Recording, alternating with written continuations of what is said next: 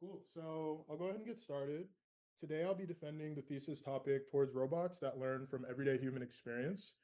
This work was advised by Pieter Abbeel and reflects the culmination of collaborations between myself as well as innumerable academic collaborators that I feel incredibly privileged to have worked with over the last 4 or 5 years. Many of whom are here today, and I'll be kind of giving some special words for later. So needless to say, there is a grand gulf in capabilities between language models and vision language models and the robots that we want to deploy in real world everyday settings. Language models that you have all interacted with reason very fluidly. Vision models are able to generate extremely coherent video. And when we try and deploy robots in real world settings, they fail disastrously. So they're extremely brittle, they lack robustness. Even in our best sort of efforts to get them to work correctly, they sort of seem to almost be adversarial in terms of desired human objectives. And so there's a ton of funny videos online that sort of evidence this calamity. And really, like, this sort of apparent contradiction is often referred to as Moravec's paradox, which means that things that are very simple for humans to do, like interact with the physical world, 5-year-olds can do it, are very, very difficult for robots and AI systems, but complex reasoning, mathematics, complex calculations are essentially trivial for computers, but for humans require lots of effort. And so this is sort of like the central question that motivates basically the field of robot learning, and robot learning sort of has a toolkit of approaches for trying to ameliorate these sort of issues. And before actually sort of diving into that central question, I think it's important to qualify the why. Like, why should we even care about bringing AI into the physical world? Why do robots matter? And I think the answer is something like embodiment may actually be quite central to intelligence itself. For instance, you can think about the fact that we have these large-scale static data sets online, but the real world is constantly changing. And so really what we want to do is actually have AI systems that can be deployed into the real world, can experience counterfactuals, experiment, make mistakes, and learn from them. And you'll know very well that it's extremely difficult to get ChatGPT to learn or do something different than it was pre-trained to do, even with sort of incessant prompting. So we need like sort of something else. But also, you'll know that it's extremely difficult to translate passive observation and understanding of the world to actually being able to reproduce actions. So this is Tony Cruz scoring sort of like this legendary free kick in the 2018 World Cup, extremely, I would say, fine-grained dexterity, even without his hands, which is extremely difficult to do. I could watch this 1,000 times, maybe 1,000,000 times.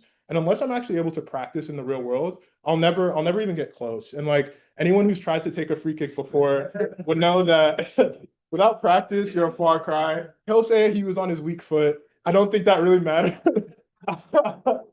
So yeah, I mean, like, I think that's a form of intelligence, I would argue, actually being able to impact influences in the real world that you desire, right? And so really, like, I think in order to understand the kind of liftoff of non-physical AI, it's important to recall what the key preconditions were that predated those systems. The first of which was internet scale data. So we had the good fortune of this global corpus of basically symbolic records of human culture that were basically amalgamated on the internet as a result of a need for passive communication between humans. And it just so happened that this was a perfect sort of airplane for getting to intelligence. We didn't have to re-engineer human cognition in order to get some semblance of reasoning. All we had to do was download digital traces of humans and train AI systems to basically distill that knowledge.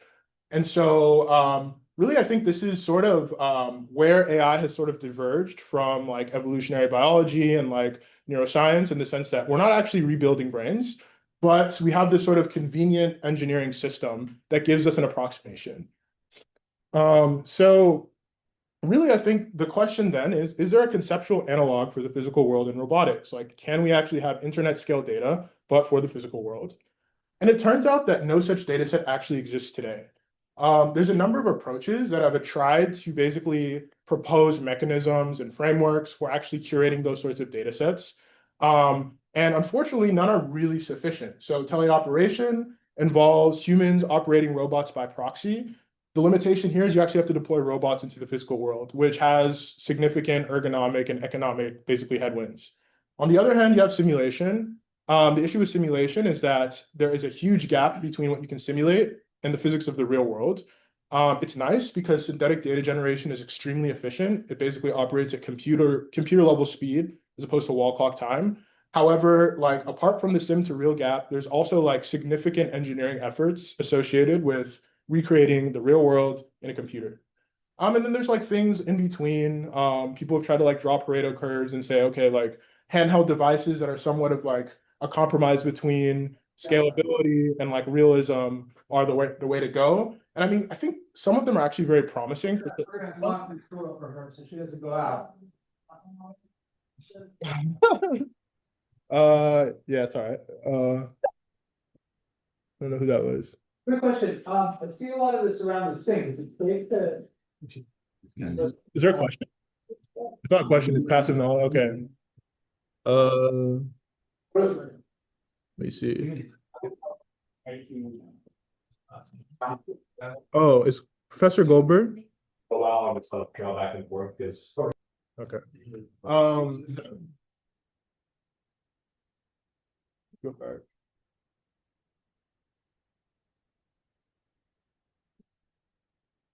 Cool.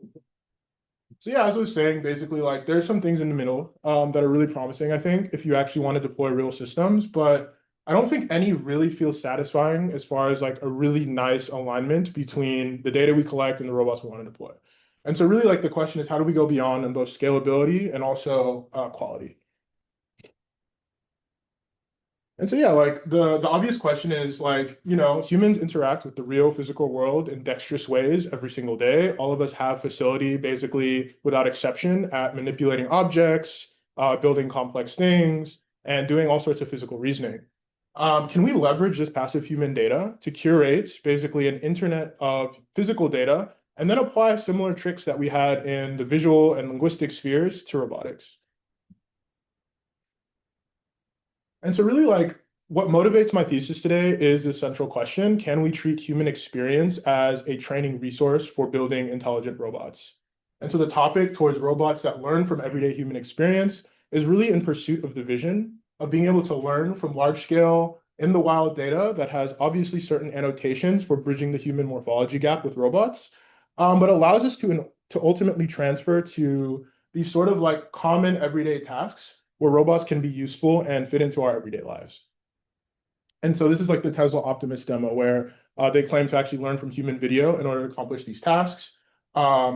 Since then, I'm not sure where that research direction has gone, but I think there's some lessons that we can take away and build on. And so I'll be like unpacking these themes with like two major threads. The first being algorithms and objectives for bootstrapping human intent. And then the latter, data and systems for collecting and training large-scale AI models on robot data. And so we'll start with the first. And so, yeah, I think it's important to maybe start with how humans learn, right? And so if we look at human development, it seems that it is not just extrinsic directives that drive human learning. A lot of it is intrinsic motivations like curiosity, novelty, surprise that actually guide the development of cognitive capabilities, both from a motor sense and from a cognitive sense. And so really, I think, notwithstanding, like there are extrinsic drives that also drive learning. Like we watch each other when we want to learn how to do certain tasks. A lot of imitation learning, I think, is found in like primates and humans as well. We like watch videos, we read. In fact, like people sometimes even break teaching down into steps, right? If you're learning how to, for instance, strike a free kick, they say get your knee over the ball so it doesn't go into the air. That's like sort of supervision. But a lot of learning is unsupervised. And so the question is, can unsupervised learning actually be connected to the downstream capabilities of interest? And so really in this sort of segment, I want to just connect the two sources of supervision such that we have a nice framework for connecting unsupervised learning with task-directed behavior. And so we start with like, how does pre-training actually work in reinforcement learning? And there's sort of like two major ways you can look at it. You can either pre-train for diverse data and then later figure out how to learn from it, or you can sort of scaffold data and learning of abstractions together in pre-training with the idea that you leverage the scaffolding you're learning to actually explore even more and get even more diverse data. And so a number of approaches on the first sort of category have been proposed. There's like upper confidence band algorithms where you want to increase visitation of lower seen states and you like have a count that you maintain over like which states you've seen. This is usually used in like discrete settings. There's curiosity where you learn a dynamics model and your exploration objective is based on like the prediction error of them. You have things like APT, which is from our group, where you basically just try and see states that are far from other states and you learn embedding where you can actually have distance. And all of these approaches, they work and they're great. But what's even better, I think, is actually weaving together diverse data and actual learning of primitives. So a number of approaches under skill discovery are essentially focused on how do we learn abstractions alongside diverse data such that as we learn the building blocks of behaviors, we can actually stitch them together and explore more ambitious goals. So for example, like if a child is wanting to build like a toy house, let's say, they may play around, like learn how to stack 2 blocks, learn how to reorient blocks, learn how to stack 3, and simultaneously they're collecting diverse experience, but those pre-trained skills that they can distill can then be composed to say, okay, I want to build a house. I want to build a Lego set from Lego instructions. And so like this sort of like incremental learning is basically the framework that we're going to work from. And so like the tautology here is like learned skills should be useful for solving downstream tasks, or else what is the point of pre-training? And really like this is like a toy example from the paper, but basically there's like this downstream task objective of pushing a block through a sequence of goals, and then like there's this pre-training phase where you learn these primitives. And the idea is how can you efficiently compose them for this downstream task? Like what is the framework we should use? It turns out that the reward function, which is like this real valued kind of like quantity that goes from our environment configuration to some score of how good our state is actually a very concise way of specifying a task. And so we kind of take this as the mathematical object to start with, and we make the central observation that pre-trained skills also implicitly have rewards for which they are optimal. And so there is some sort of a duality between reward functions and actual behaviors. And so really like the challenge here is how do we actually pick which reward function matches most with the downstream reward? And then via that, once we have that matching, we can apply that to learn, okay, which policy should we execute? Which skill library is most relevant for the downstream task? So that's like the view from 10 feet. And really what we do is we propose an algorithmic framework for actually performing this optimization. There's task agnostic RL pre-training where we do basically unsupervised skill discovery, learn these sort of like building block skills. And then downstream, we do intrinsic reward matching, where by minimizing a divergence metric between intrinsic rewards and extrinsic rewards, we can actually solve for the optimal policy. And so where we start is skill discovery. Basically, most skill discovery algorithms start with a very simple kind of mathematical or information theoretic quantity, which is your mutual information. This is the mutual information between your trajectory and some latent skill vector z, which is essentially like an embedding of your observations. Ideally, we want to maximize the mutual information between these two inputs. We can decompose the mutual information into these two symmetric decompositions. So the marginal entropy over the latent space minus conditional entropy and sort of the reverse. And the idea is we want to extract some latent skill condition policy that maps from like the skill vector, which represents sort of like what skill have I learned, to a policy, which tells us how to act in every environment configuration. So like that's an example of like 4 different discrete skills that you might learn. And so like, how do you actually break down the math? Well, you can take the ladder decomposition. So your marginal entropy over trajectories minus your conditional entropy. The variational lower bound is on the right of the inequality. And really the central idea is let's just view this as a multitask reward function. After all, trajectory is there, the skill is there. We can just like sort of absorb this all into something we call R intrinsic. And the idea is during unsupervised skill discovery, like we're maximizing intrinsic reward. So our policy is learning to maximize this quantity. There's sort of 2 associated terms. You have your particle-based entropy, which is basically just explore diversely in your trajectory space, and your discriminator, which parameterizes the intrinsic reward, and I think is the key object here to pay attention to. Intuitively, what this means is for some given skill vector, which is basically like some given like atomic behavior, we should be able to predict which trajectories most likely result from that skill. So if I want a skill of stacking, I should be able to predict, hey, well, like the red block, when I choose the stacking skill, should be on top of the yellow block, right? And if I have the rearrangement skill, similarly, like there should be another trajectory configuration that is easily predictable with this skill discriminator Q. And then like you can pick the trajectory information arbitrarily. Here it's a transition. Some works pick like a state and like a far out state. It doesn't really matter. It kind of is an algorithmic dependent hyperparameter. And yeah, like basically we can just parameterize this variational lower bound in this way. And in order to do skill selection, all we have to do is minimize the divergence between that mathematical object and the downstream extrinsic task reward. So the task reward is you telling me, hey, I want to build like a structure. And I'll say, hey, I'll compare all these reward functions that basically I can modulate with this latent variable z. And the idea is I want to find the z that gets my intrinsic reward function as close as possible to my extrinsic reward function.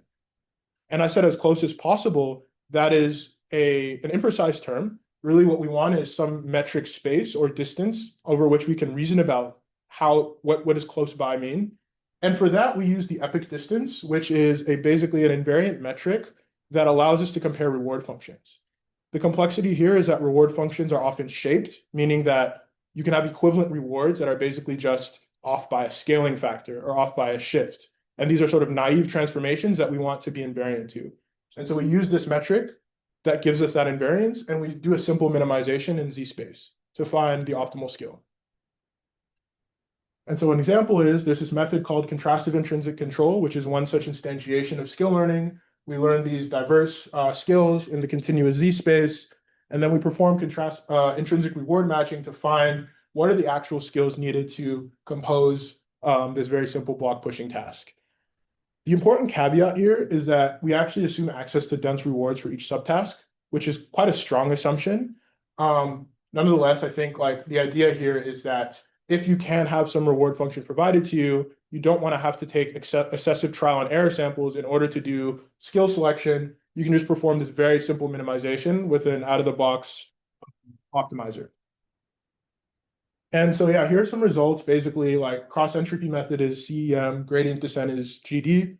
We perform this minimization in the epoch space, find the Z that corresponds to our tasks, and we very, very quickly are able to find optimal solutions to these like benchmark tasks. So these are some robotic benchmark tasks. These are like a different benchmark. We find that the epoch loss metric is actually very central to getting things to work because of the invariance to sort of these like naive translations compared to like other distance metrics L1, L2 and like scaled L1, L2. It's like central that you actually use the epoch loss as an IRM. The skill discovery method, less important. So DADS, dynamics aware discovery skills, is another algorithm similar to contrastive intrinsic control, and it's less important. Like really, you just need to pick the right epoch distance metric, and you can easily do this skill selection, pretty much agnostic of which pre-training algorithm you select. Some interesting findings. We actually visualize the latent space over different kind of like task rewards. And we find this like pretty nice banded partitioning of the latent space, where for different regions in this two-dimensional space here, there's more darkness, meaning like lower epoch loss, meaning that for different task rewards, all we need to do is find the right space in this like latent manifold that corresponds to the downstream task. And so, like you can imagine, it's actually quite smooth as well, which motivates the use of things like gradient descent, like your iterative optimizers. What's more is that there's actually this negative correlation between epoch loss and extrinsic reward, meaning that by minimizing the epoch loss, we really are doing the right thing in terms of optimizing for the downstream task. And then these are some more visualizations kind of showing the consistency between the epoch loss and actual task relevant behavior. We'll kind of pause, reflect a bit on what we did and kind of where we're going. Also, if there's questions, I think it's like a natural stopping point. Happy to take them, or we can take them at the end.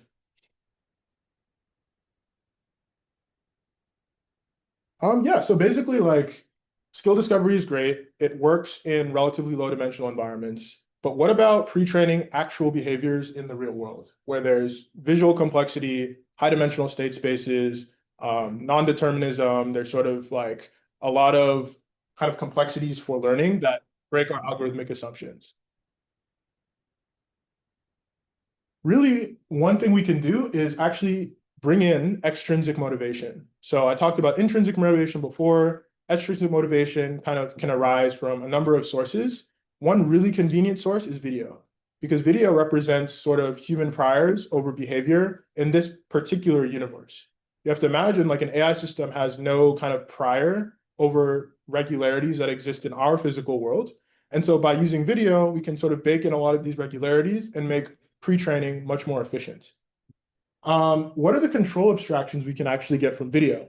So like, what can we do? You give me a video stream from the internet. Like, what can I do with this with like an AI algorithm?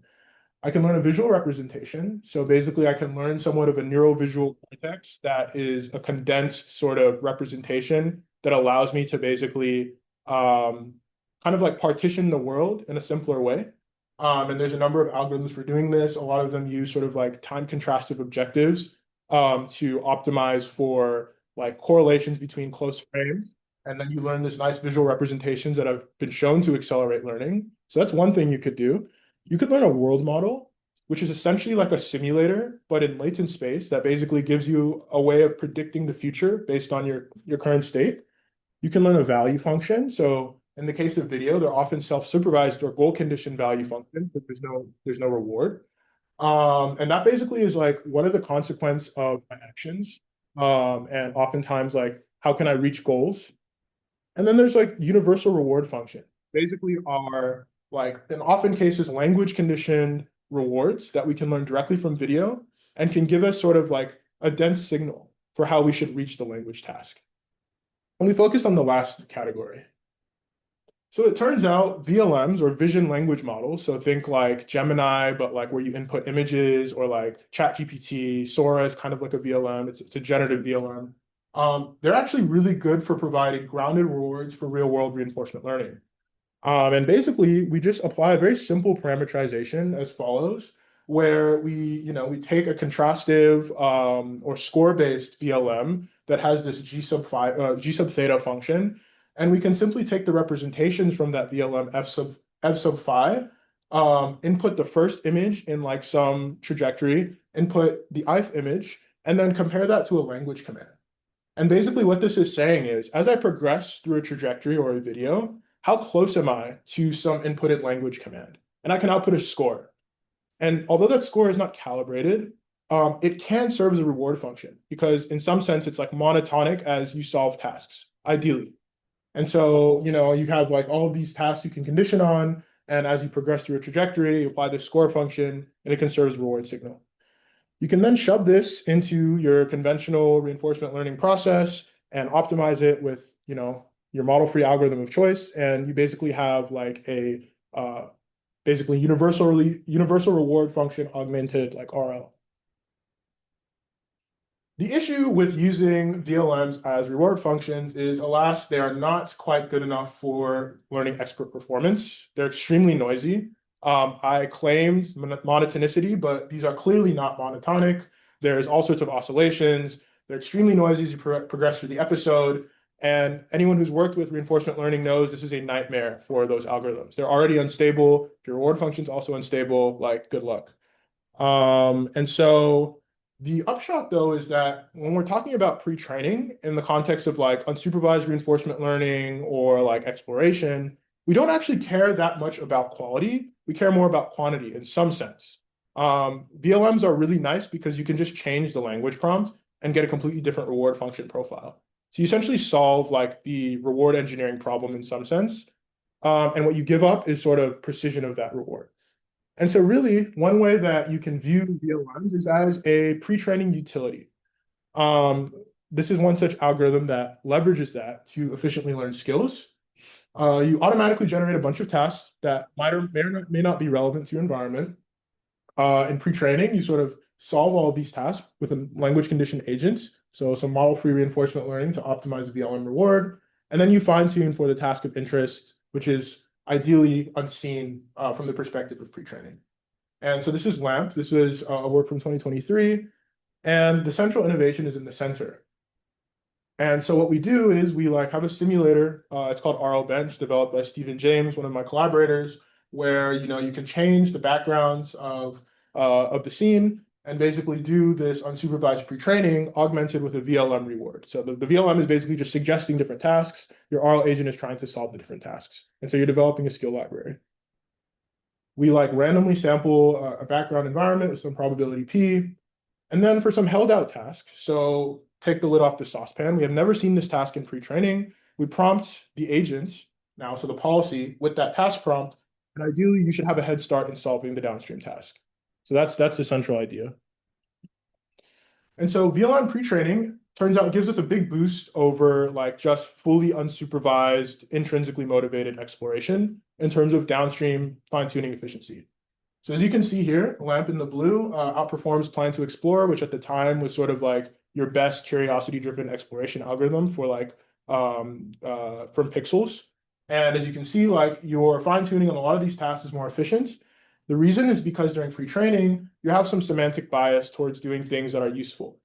So things like, picking up, maybe in pre-training, you've seen something kind of similar, taking the lid off a saucepan, pushing a button. These are all tasks that like are probably within like sort of the space of tasks that you might have seen during pre-training, although somewhat held out. And yeah, this was a collaboration between myself, Amber, Carlo, who's here, Stephen, Pieter, and many others. And yeah, like basically it also gives you a boost over unsupervised algorithms with other VLMs. So the one we use was called R3M. There's another one, Clip, that's pretty common. We use plug and play, and it works quite similarly on these tasks. And lastly, I talked a bit about visual representation learning. This is a very common pre-training method. You just pre-train a neural visual cortex, and then you deploy downstream. It turns out doing some sort of active pre-training with a reward function gives you like this inherent benefit because you've actually practiced things in the real world as opposed to just passively watching videos and trying to refine your vision.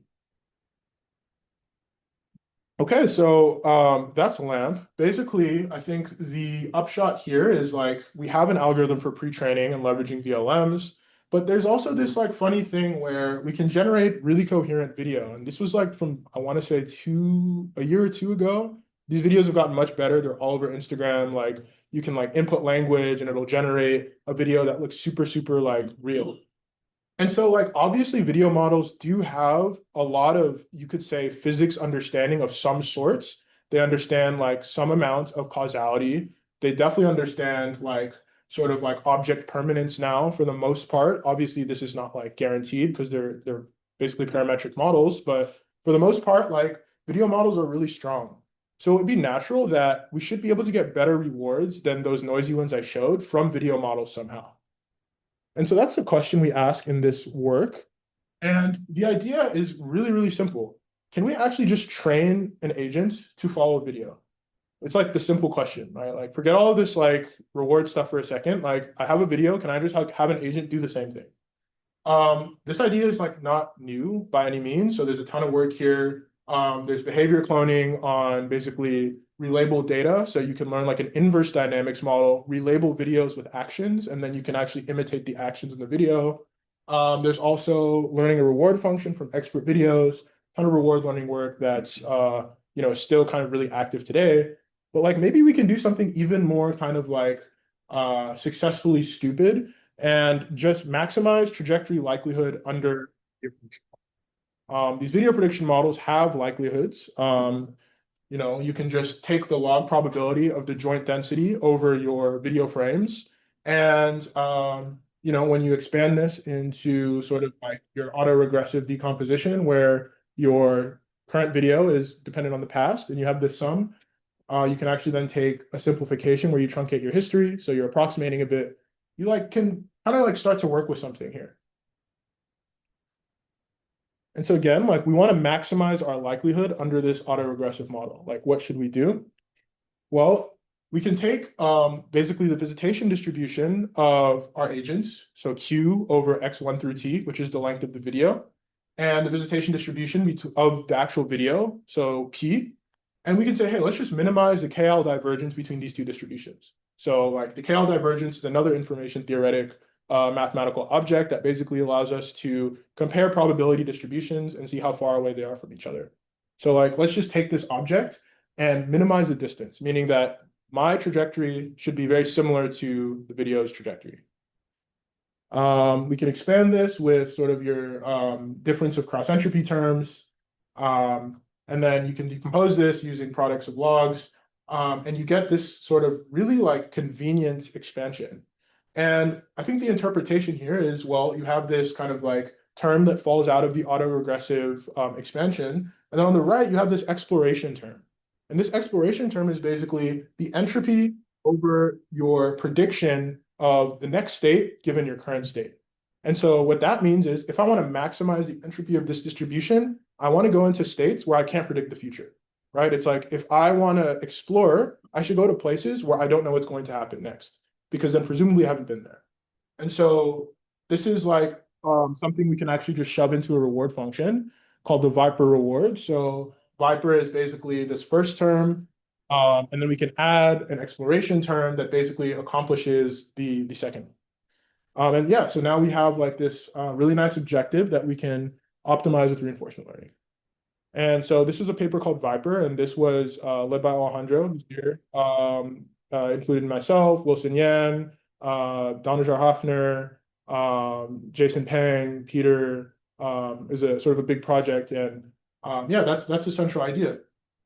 And so how can we evaluate whether Viper actually works? Well, first we need to train a video model. So we collect a bunch of data in RL Bench using a motion planner, learn a video prediction model. So these are generations from a model that basically is predicting what the future should be given a frame. And then we can evaluate the priors that we learn. So here's the Viper reward where we show that actually, like as you progress over a trajectory, your Viper reward is increasing, meaning that you're like, it is really like a lot smoother, as you can see, than the rewards that we learn in the VLM sort of like previous work.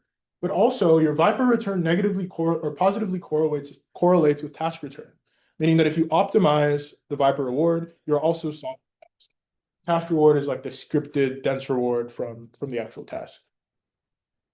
And so yeah, like we have pretty good performance, almost task oracle performance across a number of like DM control benchmarks, outperform a number of other works, so adversarial motion priors.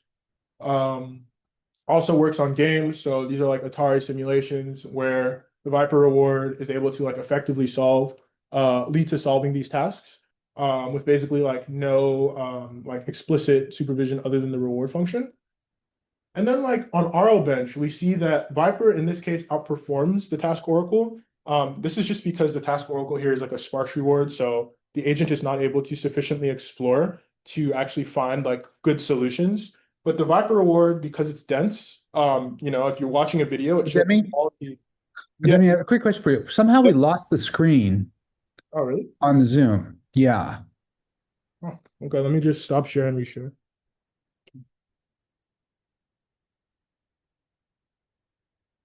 Seems like some people are still fine. There it is. Okay, thanks. Perfect. Okay. Cool. So yeah, like this is RL Bench. Basically, we're outperforming the task oracle videos as you progress through videos, you sort of see incremental progress. I learn a reward function on a video. My reward is now shaped and gives me some sort of a curriculum that leads to downstream task success. And so it's nice for sparse tasks that are hard exploration tasks because we have this sort of incremental supervision. These are sort of like more interesting experiments, I think, from this paper. So we're learning from pixels. There's no representation taken explicitly. We're just inputting vision, outputting actions. And we do some cross-embodiment generalization experiments where we collect some data on two different arms and collect tasks that overlap between the arms, but also have some tasks that do not overlap. And what we find is the video model enables out-of-sample generalization for unseen task and arm combinations. So here is like the Sawyer arm doing the lifting saucepan task. The Franca arm is like picking up an umbrella. And then there's this like unseen combination. Like the training data never had a Franca arm lifting the lid of a saucepan. But because the video model is sort of trained on enough data and it, like your internal manifold is smooth and like neural network magic, basically you generalize to this unseen combination. So it's like a combinatorial generalization demonstration. And yeah, so like you're able to solve all these tasks, and yeah, so this is directly from the cool. So we've talked about some algorithms and objectives for bootstrapping off of human-like intent. So humans generate videos, humans explore. But maybe we can do something even more sort of straightforward and kind of shift paradigms. So imitation learning kind of became really popular in robotics, and people really found that with very simple algorithms and very careful data curation, you can get really, really high performance systems. And so we sort of want to explore this, address the limitations and see like how far we can push this, while sort of kind of trying to reduce some of the limitations with large scale data collection. And so we start with teleoperation. Dexterous teleoperation. Teleoperation is where you operate a robot via proxy. Of course, you need to deploy that robot, so there's some sort of like inherent limitations there.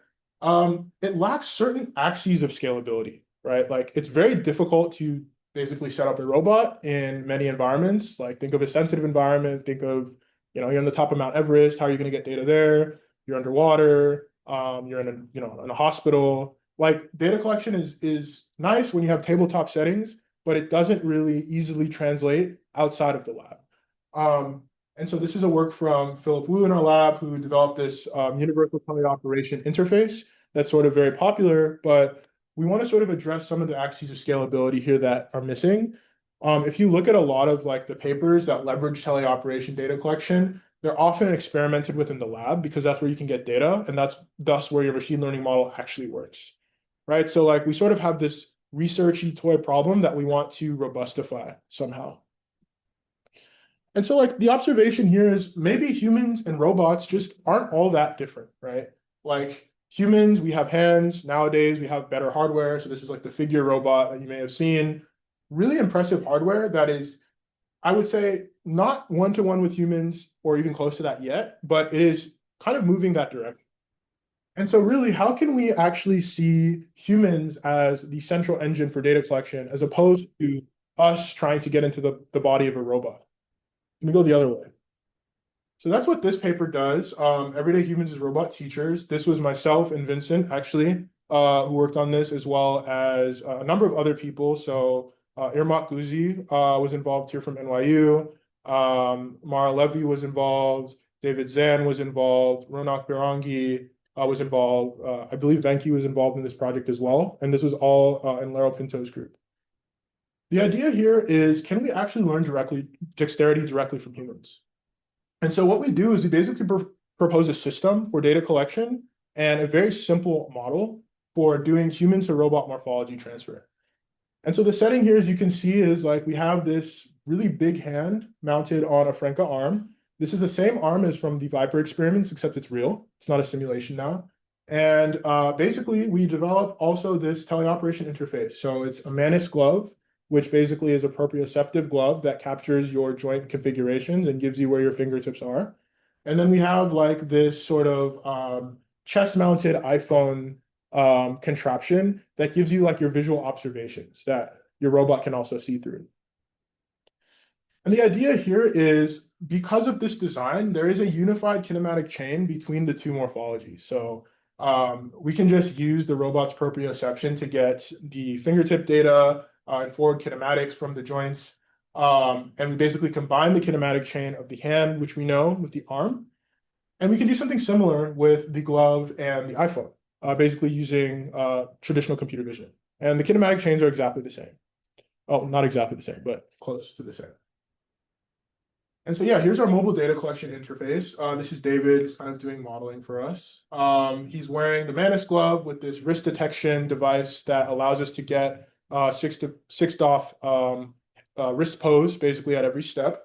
And then there's this chest-mounted iPhone that gives us like basically our visual observations. And then like basically you can just go into the world and collect data is the idea. We compare it to a number of like other teleoperation devices here, basically along various axes. And what we find is passive human data collection in the natural embodiment is much, much more ergonomic than trying to like operate a robot. And this is like very natural. So here we just basically over and over again collect data on this simple opening task. We segment the demonstrations. So we have basically like a VLM, just segment these into demonstrations that are actually suitable for imitation learning.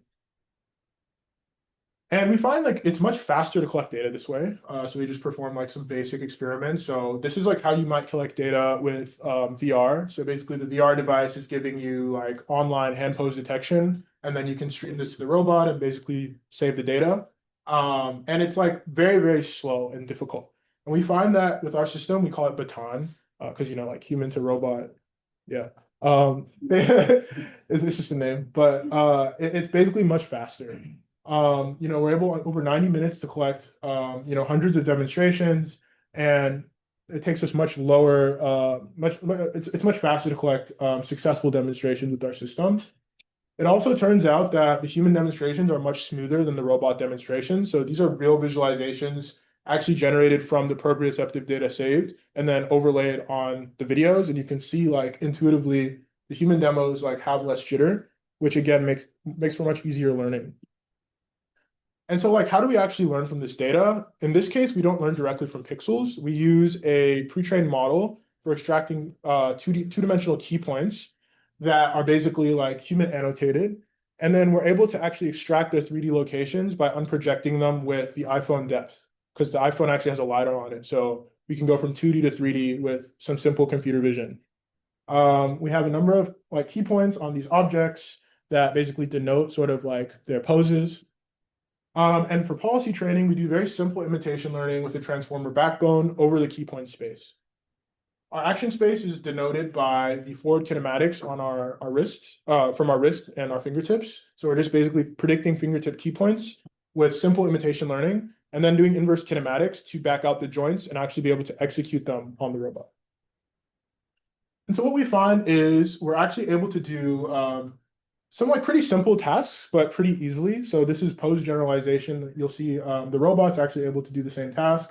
As you can see, like the microwave's in a completely different pose, but because we collected sufficient data in sort of the span of the table, the generalization is able to happen zero shot from human to robot. So we collected no teleoperation data in this paper. This other like picking up a block task, we find like zero shot transfer to the new block pose.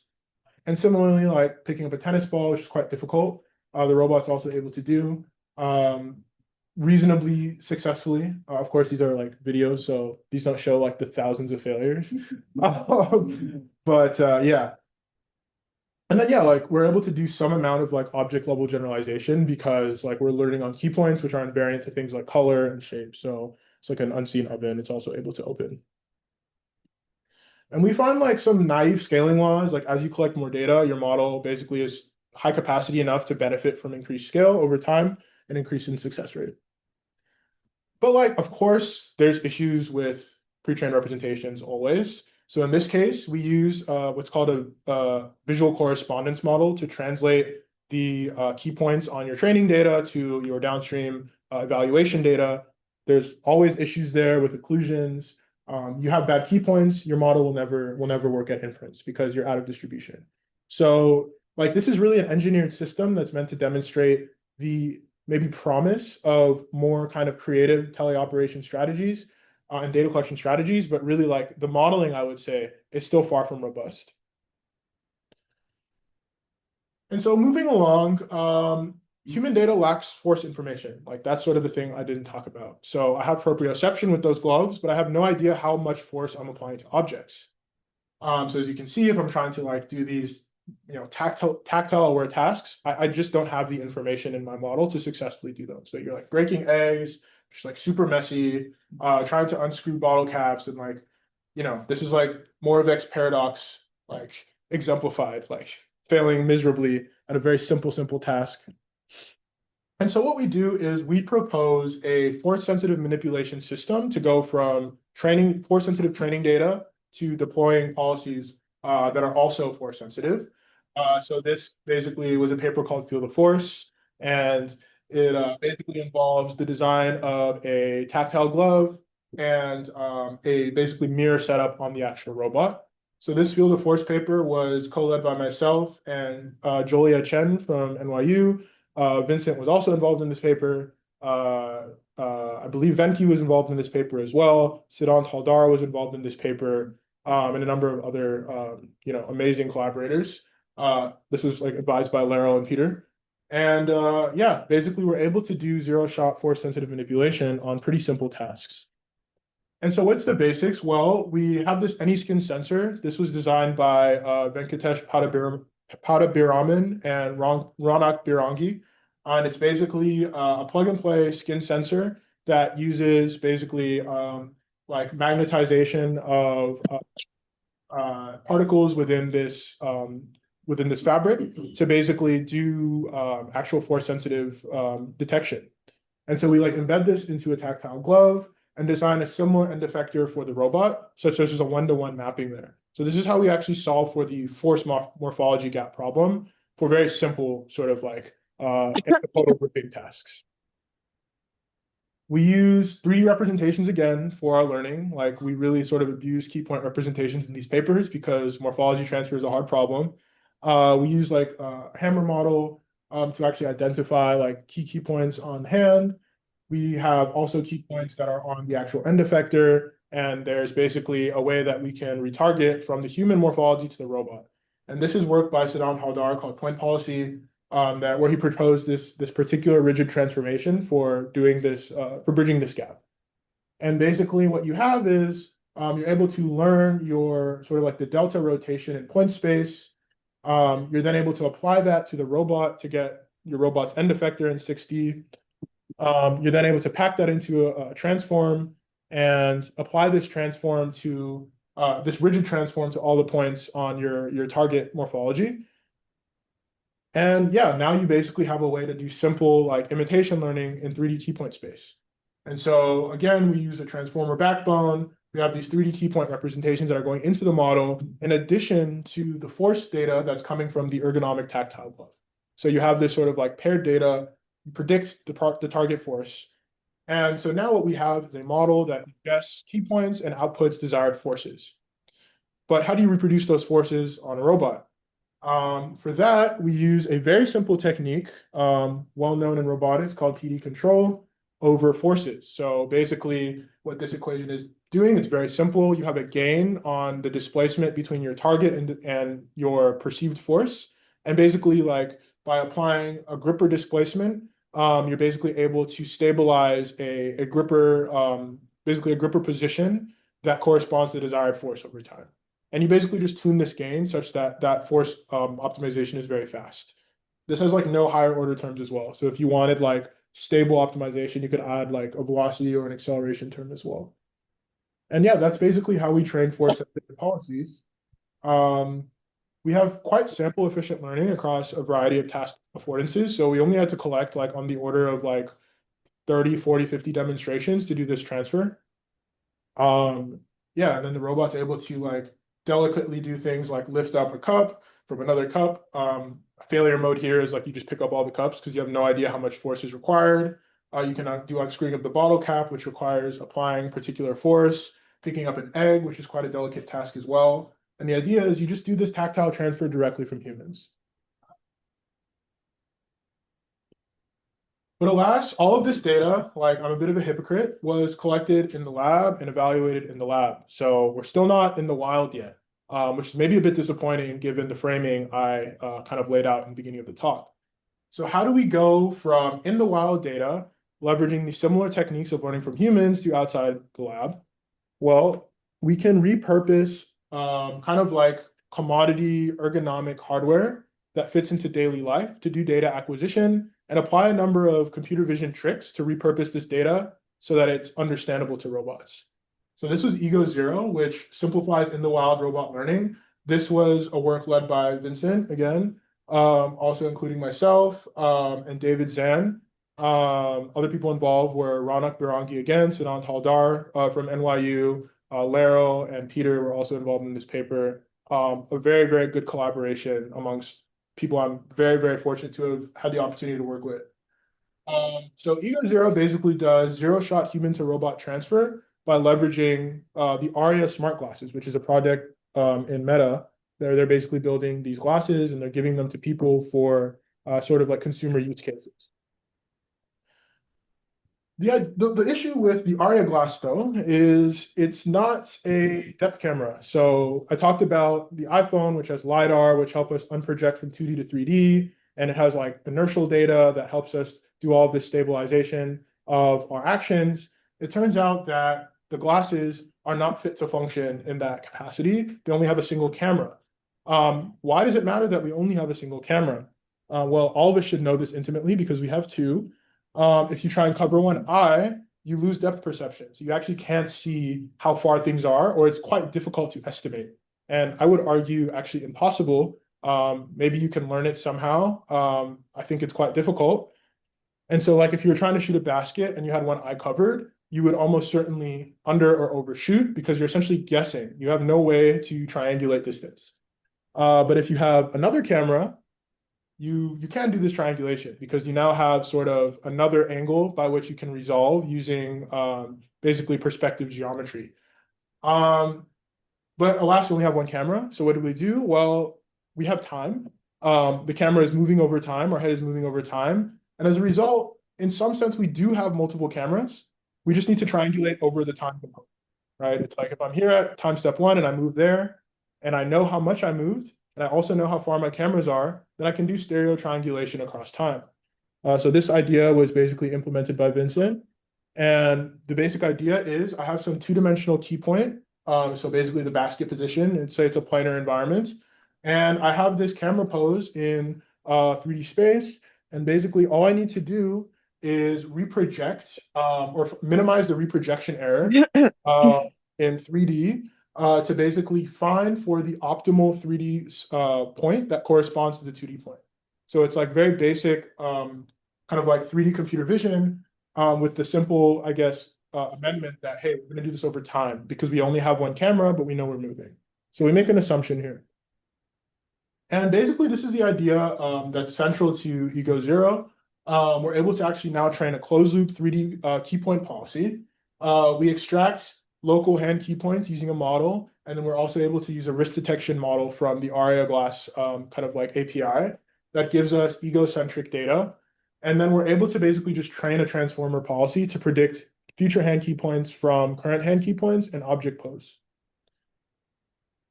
However, when we deploy, we don't move. Like we have an iPhone that we deploy our policies on, and it's basically on a mount. So there's again a divergence between the data collection setting and the deployment setting. Like I'm moving while I accomplish tasks, the iPhone is not. How do I basically solve for this? Well, you basically can just use SLAM, which gives you basically like, again, your head movement using visual inertial odometry. And you also have like your egocentric hand pose. You can apply this simple 3D transformation to project your actions back into the first frame that you started collecting data on. So basically you assume that I'm about to accomplish this task. I have this first frame, and then I compute every successive frame with respect to that first frame. And so now effectively all my data is now in a stationary frame. And now I can train models that transfer zero shot from in the wild. So these were collected by Vincent in the lab, but also in his house. So this is like his house. He like folded this towel. This is like Lower East Side, New York. And then we're able to actually transfer to these robot policies. And like this robot has never like seen this house before, but it's able to accomplish the task nevertheless. And this is with no robot data as well. So this is all egocentric vision. And so really like the idea here is that we can apply like the same techniques from learning from humans, apply some kind of like tricks to get them working on mobile ergonomic hardware, and we can bring robot learning out of the lab.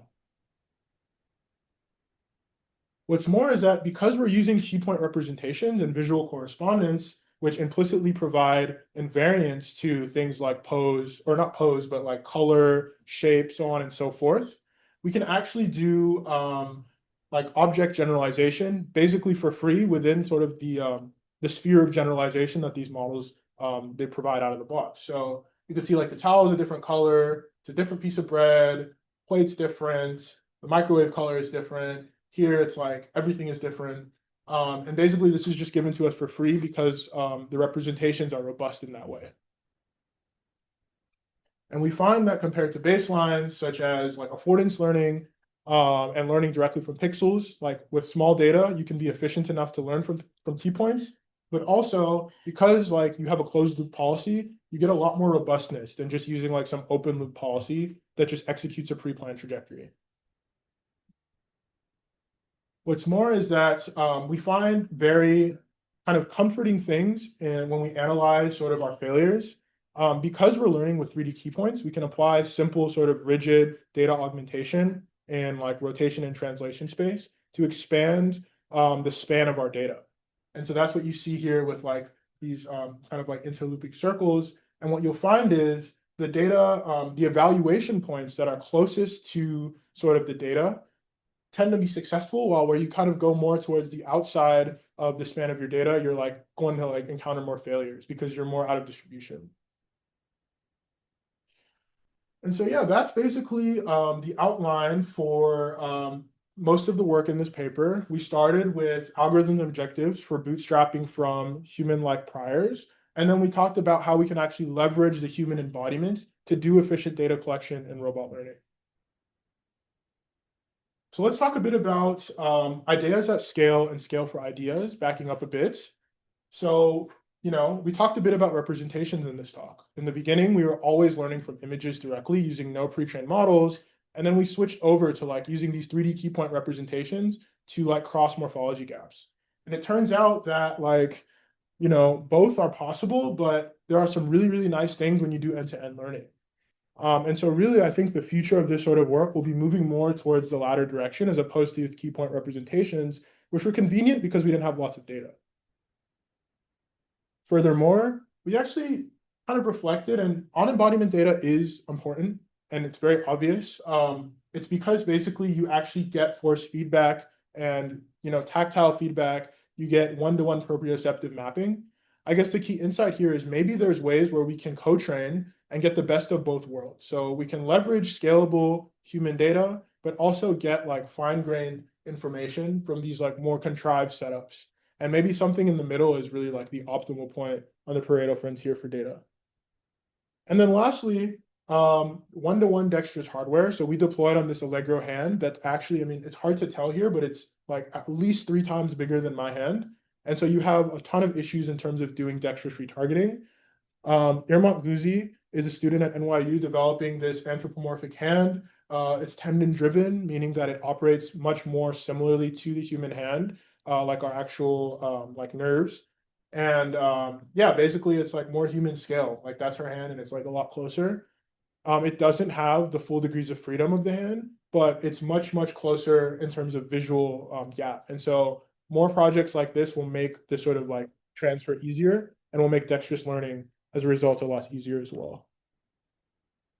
And so kind of backing up, really like the point of this dissertation was not to solve like human to robot learning, but it was to sort of press on a few key questions that allow us to do the actual interesting research, which I think is actually what's going to happen at scale.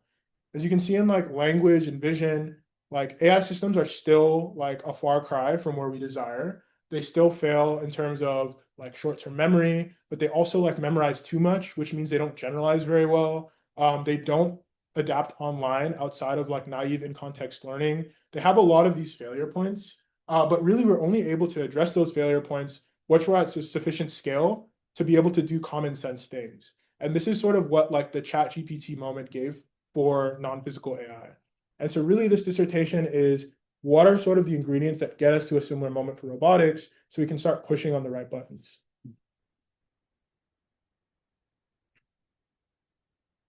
And that is the talk. Thanks for listening.